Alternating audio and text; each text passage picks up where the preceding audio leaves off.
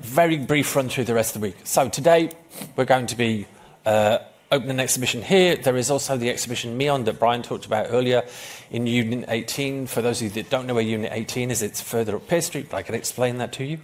In the exhibition here, you'll see the first of these Lancet articles. There will be 3 Lancet articles. People have met in Dublin a couple of times to talk about how they would develop. The first one that happens is an exhibition of photography which explains, which shows rather than explains what arts and health might be. And I ironically think it's something we can all agree what it looks like, but it's much harder to agree what it is. So to write the paper is difficult, but to show the pictures is easier.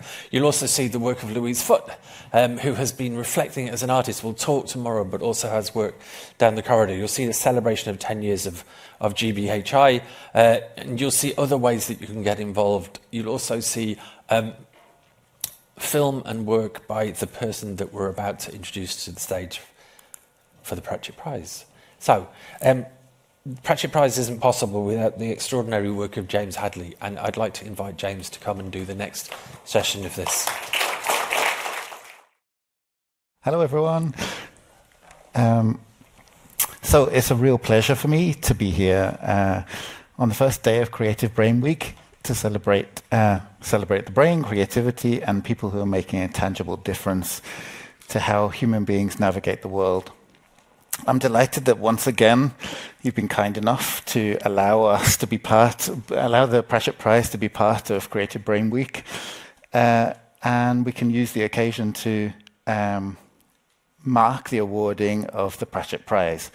This is an award given each year to individuals or groups whose work embodies Terry Pratchett's spirit of creativity, compassion, and a passion for sharing the human experience. Terry was not just one of the world's best-loved authors, he also became a powerful advocate for research into Alzheimer's disease after his own diagnosis in 2007. He was one of the first people in the public eye to speak about his life and to allow cameras to observe the day-to-day effects of living with a diagnosis. Where many people in the public eye might retreat after receiving such a diagnosis, Terry did the opposite. He recognized that by sharing his experiences, he could take some of the sting out of dementia's tail. He made it possible for the rest of us to talk about brain diseases in a way that is human and honest. Terry had a special relationship with Trinity College Dublin. In 2008, he was awarded an honorary doctorate for his services to literature and was later appointed adjunct lecturer in creative writing in the School of English. Our library also is home to one of only three comprehensive collections of his work in the world, and we have thousands and thousands of editions in dozens of languages. The Pratchett Prize continues his legacy, shining a spotlight on those who are challenging the stigma, telling stories, innovating, and proving that a diagnosis is not the end of life. It's a moment which celebrates change, action, and compassion. This year, we're delighted to celebrate the work of Asbestos and his collaborator Ross Killeen for their body of work, including the powerful documentary Don't Forget to Remember. This film follows Asbestos and his family as they navigate his mother, Helen's, Alzheimer's diagnosis. At its heart, it's about family, about memory, and above all, it's a love story. Ross Killeen, the filmmaker, and Asbestos set out to create something authentic and raw. Sitting in a room with carers, observing the daily routines, following Asbestos's artistic process, and most importantly, giving Helen a strong voice in the film. It's deeply personal, but also universal. Ross has said, as much as this film is about Asbestos and his mother and father, it's also about my mother and father, and I hope that people watching can see their own families in there too. That is exactly the kind of work that the Pratchett Prize was designed to recognize. Creativity rooted in lived experience, sparking conversations and making the invisible visible. It takes the same approach to Terry Pratchett, not shying away from the realities of living with Alzheimer's disease, but also not giving the disease any more power than it already has. So in awarding the prize, we worked closely with the Pratchett estate, and especially Rob Wilkins, who was Terry Pratchett's long-time assistant, right the way through his diagnosis. And Rob has been really central in organising the prize. And it's indeed thanks to his hard work, even from Southeast Asia, that we have the wonderful busts that I'll present in just a moment. And he's passed on this following message, which I'm about to read. He says, "The Pratchett Prize celebrates work that embodies Terry's spirit of creativity, compassion, and passion for sharing the human experience. Many people in the public eye might retreat after receiving a diagnosis of Alzheimer's. Terry received just such a diagnosis when he was only 59 and at the height of his career. But Terry did not retreat. Instead, he recognized that by sharing his experience, he could take some of the sting out of dementia's tail. These brain diseases are monstrous, especially so because we're collectively terrified even to speak of them. But in order to slay the monster, you have to say its name. That is exactly what Terry did.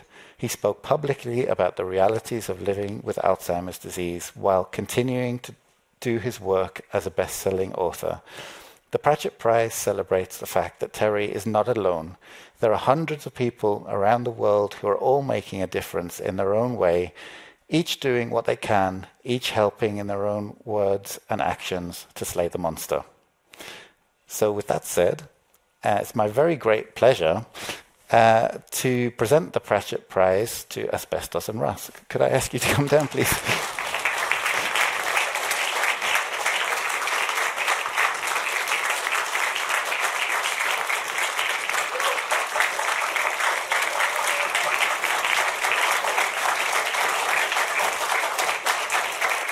Congratulations. Congratulations. Thank you very much.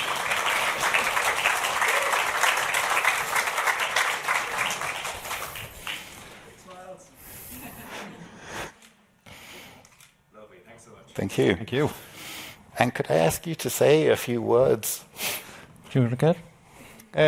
Just thanks so much for this great honour of winning this award. What you said there about what the Pratchett Prize is about is very much what we set out to do. We wanted to make something that would help people talk about dementia, Alzheimer's, and what it means, to start conversations and to, try and, it was healing for me. My mum had dementia. She passed away in 2019, and I realised I'd never really talked about it. I kind of kept it to myself. So art can be healing, and the process of making art can bring some closure or understanding. And that's something that I wanted to do, and obviously collaborating with Peter Asbestos here, it was very similar for him. Yeah, and it's we were just having a conversation about it earlier on, and one of the things that I think I discovered so much, is like such a journey of discovery with Ross and with everyone else who made the film, and our journey over a couple of years making it. But how much I didn't know or how much I didn't understand, and then once we released it, the conversations that were happening at screenings, and we did an awful lot of talks around it. But towards the end of the cycle of doing the talks, I was asked, I was in a radio interview about the difference between Alzheimer's and dementia, and I suddenly realised I didn't know.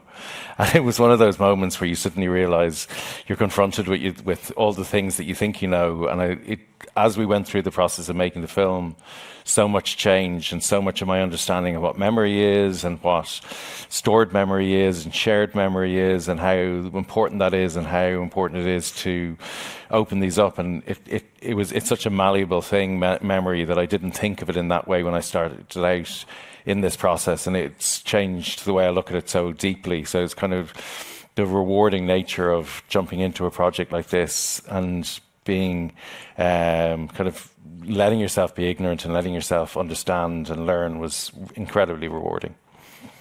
And thinking about the learning journey that you've had, has it shaped the way you perceive memory, like your own memories as well as other people's memories? Without doubt, I think I had quite a fixed version of memory that was quite binary in some ways, and I think what's interesting is how malleable it is, and also sometimes weirdly how unimportant it is in a kind of flippant way, in that whatever somebody remembers of an event is their version of it, and the multiple versions is such a fascinating thing, because during the process, even sitting down with my dad and going through photographs, or even when we were filming, we'd go through photographs and suddenly you'd come out with something that you thought was the case for a long time and suddenly realised it was completely untrue. Or it was completely different, or it was completely different location. Like even something as simple as one of the photos that we were using for the basis of some of the chalk drawings in the film. My dad had thought that it was in Dublin Airport, and when we actually started looking at it, we realised it was in on their way to Ibiza for their. It was a different Ibiza for their honeymoon, but it was in Gatwick, and it's just a little thing, but it was like we always thought that one thing, and it was only by that conversation and opening that up, and I think the malleability of those memories has just really changed the way I look at it and changed the way I kind of create in that way. Mm.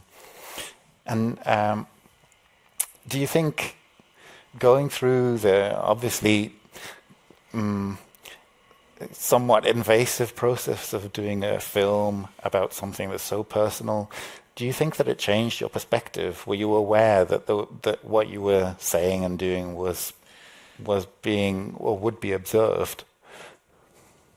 I think when you're always to a certain extent aware of that, but it's kind of, I suppose that's more a question in some ways for Ross, because as the director and the person observing, there's also that pressure as well to try and capture what's real as opposed to what's kind of performed.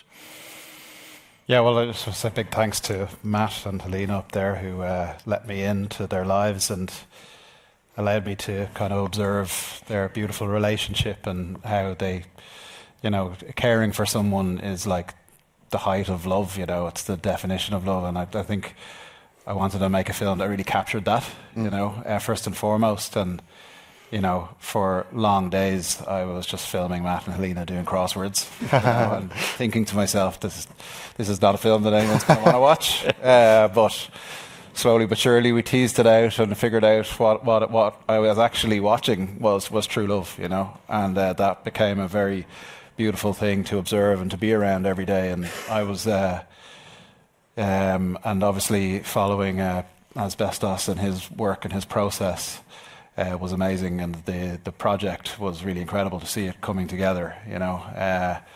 And then obviously the other thing we always talk about is like when somebody has dementia, they're quickly forgotten or, you know, ignored. So it was really important that Helena herself had a very strong presence in the film and a strong voice. So, you know, interviewing Helena and having her memories integral to the film was really important. And the one line in the film that I love and I always come back to, and the thing that I learned, is the idea that our memories can never be destroyed as long as we continue to share them. You know, so that was the thing that I really found quite inspirational from being around the family, was how important it is to share these memories in the moment and to appreciate them and yeah, and that was it really. Yeah, it's powerful stuff. And speaking as someone who's also experienced something similar, did you find that as an observer you looked on the whole situation differently from how it was when it was your own family? Yeah, like I was very wary of kind of putting myself in that situation, and I thought I would find it very difficult. Yeah. And but actually, like I said, it was different. My mother had a different, you know, she had Lewy body dementia. It was a very different type of dementia, so it was very, different situation in a way. But I actually felt quite at home with it, and you are always, as a filmmaker, asking yourself, what kind of films can I make? What do I know? What life experience do I have that I can apply to this medium, you know? And I felt if anyone could do it, it should be me, you know. And I thought I had kind of a duty in a way to explore the subject and to make something that was authentic, that was raw, but also didn't sugarcoat it, but also didn't we wanted, like I said, try and find some hope and some light in it, and I think we did it. I think you did too. It's a really difficult balance between being honest and being terrifying, and I think you really pull it off because it's super honest, but it doesn't. I mean, it certainly doesn't set out to make it seem like the world is a terrible place. So, like, these are monstrous diseases, but as we were saying earlier, by talking about them, we can do something about them. And if we do what we've done for generations, which is hide people away, the problem never gets solved. So I'd like to thank you very much for your very hard work. And would you please join me once again in congratulating? Thank you. Really, really. And thank you so much. if anyone hasn't seen the film, it's on the RT player. Don't forget to remember. Don't forget to remember. Yes. There you go. Works on many levels.